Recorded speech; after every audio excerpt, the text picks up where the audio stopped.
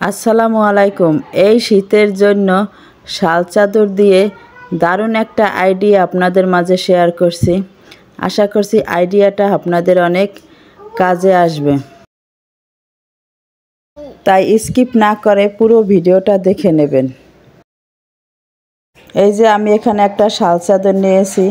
অনেকেই এই শাল চাদর পরতে চায় না। শাল চাদর পরতে গেলে কাজ করতে অনেকটা ঝামেলা হয়, চলাফেরা করতেও আমাদের অনেকটা ঝামেলা হয়, অনেকে বিরক্তি মনে করে, গায়ে যেভাবে দেই পরে যায়।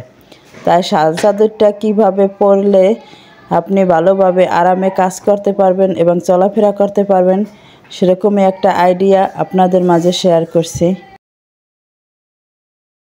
প্রথমে আমি শাল চাদরটা 2 ভাঁজ করে নিচ্ছি। আর এই আইডিয়াটার জন্য চাদরটি কোনো কাটা ছেঁড়ার দরকার হবে না। দেখতে থাকুন। চাদরটা প্রথমে ফ্লোরে ছড়িয়ে নিছি। এখন এই চাদরটার নিচের দিক থেকে 1 স্কেল পরিমাপ আমি রেখে দিচ্ছি, আর উপর দিক থেকেও আমি 1 স্কেল পরিমাপ রেখে দেব। এরপরে এই যে আমি ফাঁকা রেখেছি মাঝখানটা, এই জায়গাটায় আমি এই যে একটা লেস, আমার এই লেসটুকু বাসায় ছিল, এই লেসটুকু দিয়ে আমি এই মাঝখানে আমি এখন এই চাদরের সাথে এই লেসটুকু সেলাই করে আটকিয়ে দেব। এরপরেই দারুণ একটা আইডিয়া তৈরি হবে, দেখলেই বুঝতে পারবেন। চাদরের এক পাটে আমি সেলাই এভাবে করে লাগিয়ে দিলাম। এখন চাদরের এক সাইডে লাগানোর পরে এখন আমি আবার অন্য সাইডেও লেসটারে সেলাই করে লাগিয়ে দিচ্ছি। লেসটা আমি উপরে রেখেছি, লেসটা আমি উপরে দিয়ে দিলাম, একটা ডিজাইনের মতো হলো। এটা ইচ্ছা করলে ভিতর দিয়েও দিতে পারেন, আর এখানে মেশিন দিয়েও সেলাই করে নিতে পারেন। আমি হাত দিয়ে সেলাই করে নিছি, যাতে পরবর্তীতে আবার আমি এই চাদর খুলেও ব্যবহার করতে পারি। লেসটা শুধু খুলে ফেললেই হবে, আবার অন্যভাবেও ব্যবহার করা যাবে। ভিডিওর এই পর্যায়ে এসে যারা লাইক দিতে ভুলে গেছেন তারা একটা লাইক দিয়ে নেবেন। আর আমার ভিডিওটি যদি ভালো লেগে থাকে তাহলে লাইক সাবস্ক্রাইব করে আমার পাশে থাকবেন। আর আমার বন্ধু হয়ে যারা পাশে আছো তাদেরকে অসংখ্য ধন্যবাদ। লেসটা সেলাই করে লাগানোর পরে দেখেন এভাবে এরকম হয়েছে, 2 সাইড লেস দিয়ে আটকিয়ে দেওয়া হলো। এখন এই যে চাদরটা এখন এভাবে করে খুব সহজভাবে পরে নিতে পারবেন। এখন তার মাথার দিক থেকে নিয়ে পরলে পুরো আর পরার কোনো ভয় থাকে না, কাজ করতে গেলেও অনেকটা সুবিধা হবে।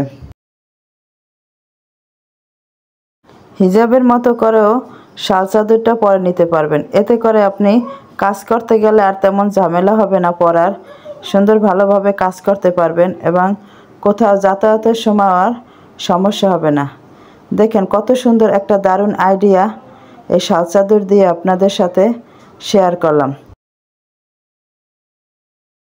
এই শীতে চাদর পরার আগে অবশ্যই এরকম একটা আইডিয়া ট্রাই করে দেখবেন বাসায়, দেখবেন পরেও সুবিধা পাবেন আর কাজ করেও অনেকটা আরাম পাবেন।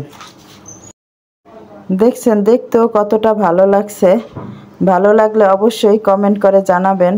এরকম একটা আইডিয়া আপনারা বাসায় ট্রাই করে দেখবেন। এখন আমি আরেকটা চাদর দিয়েও আপনাদের এরকম একটা আইডিয়া দেখিয়ে দিচ্ছি।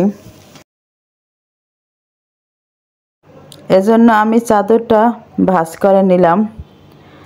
এখন এই চাদরেও আমি এভাবে স্কেল বরাবর আমি উপরেও 1 স্কেল পরিমাপ রাখলাম আর নিচের দিক দিয়েও 1 স্কেল পরিমাপ রাখলাম।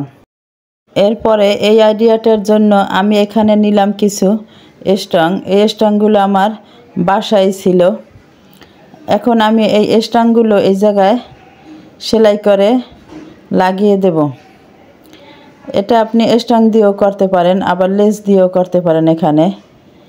তাই আমি এটা স্ট্রং দিয়ে লাগিয়ে দিছি, এজন্য এটা একটা অন্যরকম ডিজাইন হলো। এটাও দেখতে অনেকটা ভালো লাগছে।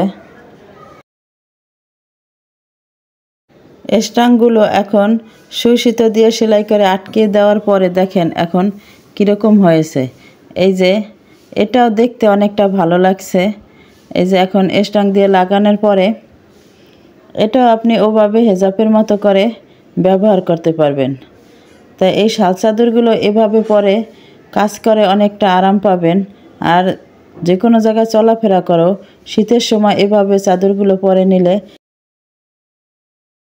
শীতও কম লাগবে আর অনেকটা আরাম পাবেন। শাল চাদর এভাবে রেডি করে পরলেই বুঝতে পারবেন। এখানে আমি পরিয়ে দেখাতে পারিনি, তাই বুঝাতে পারছি না অতটা। যখন আমার এই আইডিয়াটা দেখে আপনারা বাসায় নিজেরাই রেডি করে নেবেন, তখন পরলেই বুঝতে পারবেন যে এটা কতটা